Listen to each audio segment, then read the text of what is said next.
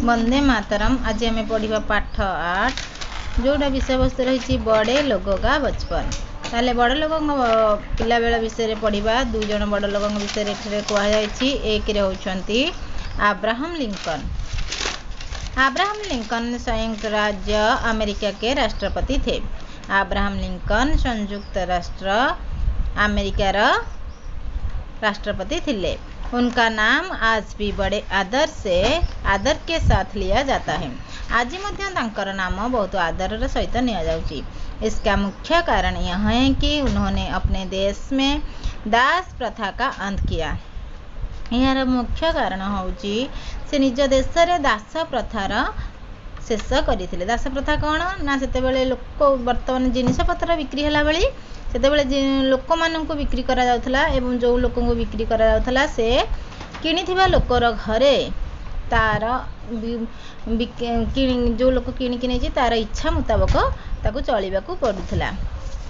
तार निजर स्वाधीनता किछि नथिला। से जो प्रथा थिला ताकू अमेरिका रू अब्राहम लिंकन हटेइथिले। वो एक ऐसे व्यक्ति थे जो बहुत नीचे से उठकर बहुत ऊंचे तक पहुंच गए। ताहले से एभली एक व्यक्ति थिले जेने ऊपर उठिकी तळु उठिकी ऊपर पर्यंत पहुंची पारथिले। अब्राहम के पिता मेहनत मजदूरी करके किसी प्रकार अपने परिवार का पेट पालते थे। ताहले अब्राहम लिंकन कर बापा परिश्रम करिकी तांकर परिवार पेट पालुथिले। अतः वे अपने पुत्र की शिक्षा का उचित प्रबंध नहीं कर सके। से कारण से पुअर उचित प्रबंध करि पार नथले। पुओ पाठ पढ़िया जहाँ सब शिक्षा दरकार से जोगे पार नथले।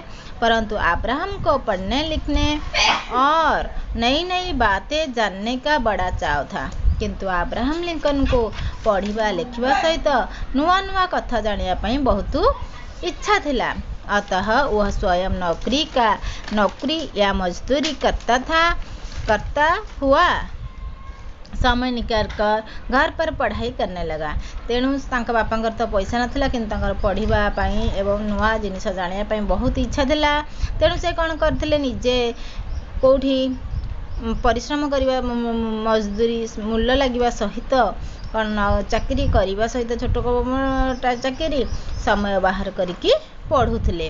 परंतु पढ़ाई के लिए पुस्तक के चाहिए और पुस्तक के खरीदने के लिए उसके पास पैसे नहीं था। तांकर पढ़िबा को इच्छा थिला किंतु पढ़िया जो बही दरकार ना तांके पाखरे थिला बही ना बही किनिबा पइका तांका पाखरे थिला पैसा नथिला कि मैं बही नथिला।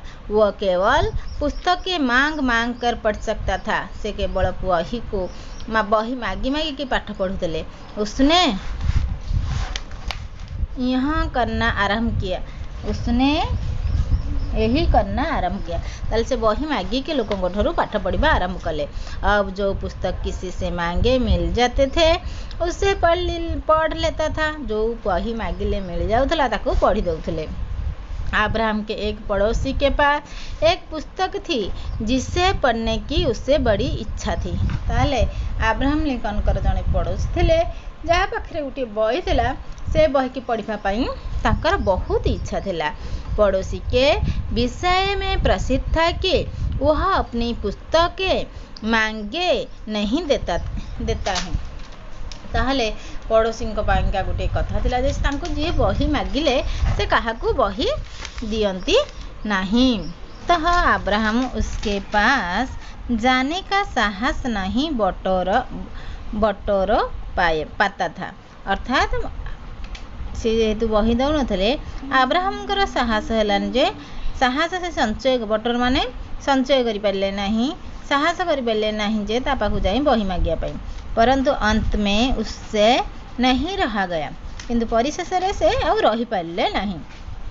पड़ोसी उतना बुरा नहीं निकला जितना समझा जाता था। ताहले से पड़ोसी एते खराब हेलेनी जेते तांको खराब बोलिके भाबुथले। उसने कहा वैसे तो मैं पुस्तकें किसी को नहीं देता हूँ। एमती तो से पड़ोसी कहला जे मु एमती तो बही कहा को दिए नहीं। परंतु मैं जानता हूँ कि तुम एक अच्छे लड़के हो इसलिए तुम्हें दूंगा। मु जानी जे तुम्हें जने भल पिला तेणु मु तुमको दूची। शर्त यह है कि जैसे लिए जा रहे हो वैसे ही लौटा अवश्य जाना। ताले से अब्राहम का सहित शर्त रखिले जे जेमिति भाबरे बहीटी नौछ सेमिति भाबरे फेराई देव। अब्राहम पुस्तक लेकर भागता हुआ घर आया और तुरंत उससे पढ़ने बैठ गया। अब्राहम जेमती बहीटा को पाई सेमती ताको धरिकी घर को आसिले एवं सांगे सांगे ताको बसिकी पढ़िले। पढ़ते पढ़ते वह उसमें इतना खो गया कि खाना पीना भी भूल गया। पढ़ी पढ़ी से पुस्तक भितर एमती हजि गले जे खाइबा पीवा मध्य भूली गले। पिता के बार बार कहने पर देर उसने पुस्तक बंद की और खिड़की पर रख दी। से बापा कहवा अनुसार वो देर रात में बहुत बापा बारंबार कह सत्वे से कौन कले बहुत राति पर्यंत पुस्तक को पढ़िले एवं बहुत राति बेलू से बंद करी ताको झरका पाखे रखिदे। फिर वह सो गया। झरका पाखे रखिकी सोई गले। सवेरे जब वह सोकर उठा तो उसकी दृष्टि सबसे पहले खिड़की की ओर गए। जितेबले सकाले प्रथमे उठिले तांकर दृष्टि सबुठार प्रथमे कोठी गला ना झरका पाखु गला और वह सन रह गया। आसी पूरा सन रह गया माने आश्चर्य हो गले। पुस्तक वहीं थी जहां उसने रात में रखी थी। पुस्तक जो सेठी थिला जोठी से रखी थिले परंतु वैसी नहीं रह गई थी किंतु सेमिति रही नथिला जेमिति से रखी थिले। जैसी वह लाया था जेमिति भाव से आनी थिले सेमती आ बही नहीं। रात में वर्षा हुई थी। राति रे वर्षा होई थिला और खुली खिड़की में रखी पुस्तक बौछार में पूरी तरह भीग गई थी। ताहले से कौन हैला ना राति रे वर्षा होई थिला आ खोला खिड़की झरका पाखे रहितिबा बहीटी बौछार छिंचे वर्षा पानी जो छिटका पड़ला एथिरे कौन हैला ओदा हो गला। पुस्तक का मूल्य चुकाने के लिए अब्राहम को 3 दिन पड़ोसी के खेत पर काम करना पड़ा। से कौन है ना पुस्तकर मूल्य परिशोध चुकाने माने परिशोध करने अब्राहम को 3 दिन पर्यंत कौन होता ना पड़ोसी बिल रे काम करने को पड़ता।